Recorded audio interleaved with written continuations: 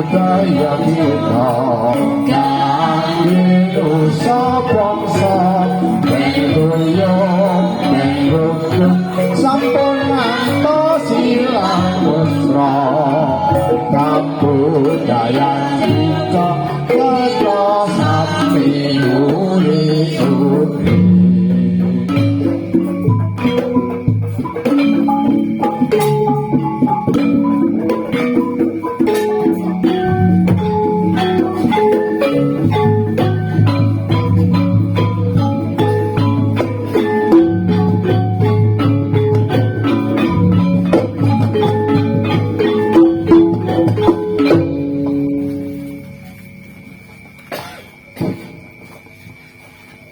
Kali-ali penumpang ngacor ngelingono larang regane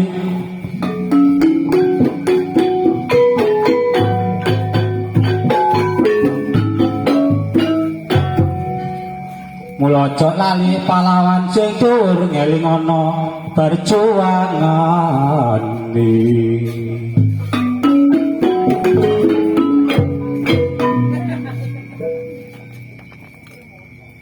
Korban raga sak nyawani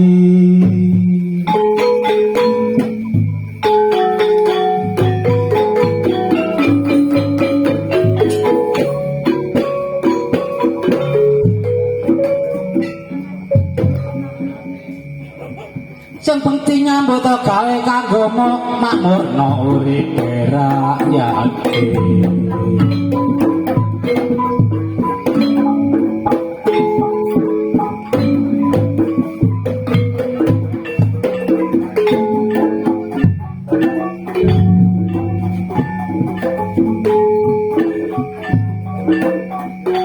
Indonesia merdeka kudu oleh hati ya, tapi direwangi tumpahan darah.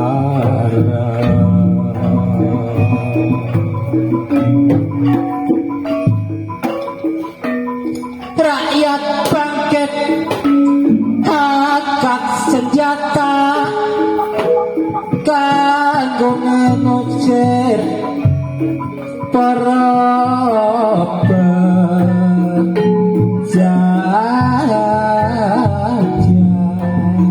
Duh kok nyelak temen sih susuan.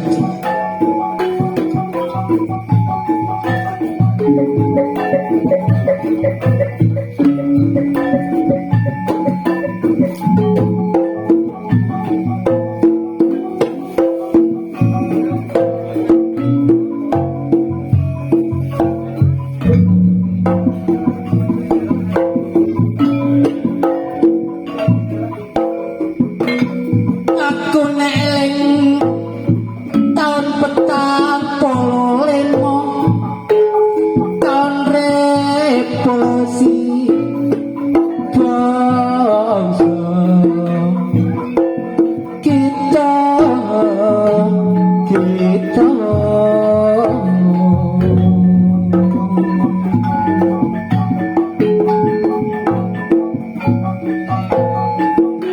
nalika pecah ana kutha Surabaya perkara setitik korban nyawa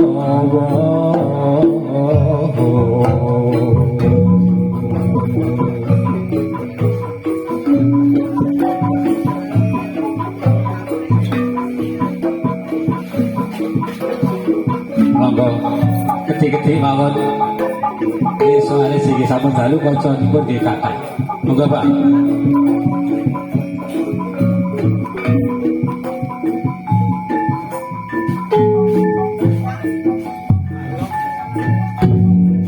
Nuwun Bapak Ibu ingkang minulya. Ing mriki kula sak kanca badhe paring penghibur dumateng panjenengan sami mbok bilih mangke anggen paring gilir gumati dumateng panjenengan kirang prayogi wonten manah panjenengan kula sak kanca nyun ing samudra panah sami. Ugi kula aturaken dumateng sedaya pengurus Semar Seniman Malang Raya ingkang sami rawuh saking Tlatah Dampit Tirtayuda Bantur ugi pagelaran Turen sedaya mawon sumangga lenggah ingkang sekeca kanthi pasugatan ingkang sampun cumawis monggo dipun lahapi.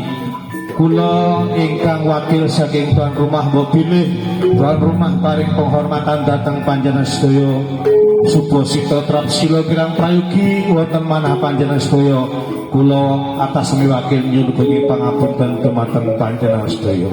Bapak Ibu mandhapipun kanca-kanca waranggana dhateng pagelaran Kairing Gending Srepek Surabaya ingkang badhe dijogeti kaliyan dening Cak Harto. Monggo Darto joget Srepek Surabaya. Sumangga.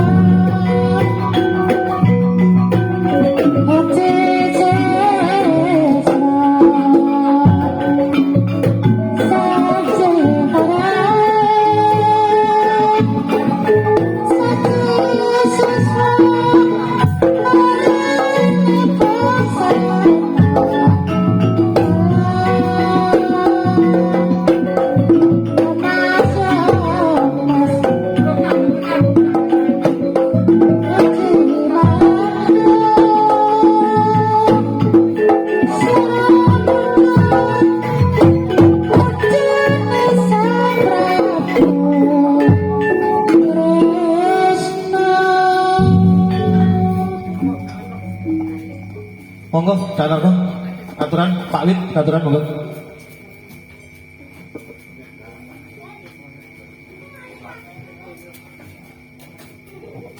Nggih, atur nuwun mangkaten pambukaning seniman Malang Raya langsung di Manabubon dan Serempak Surabaya.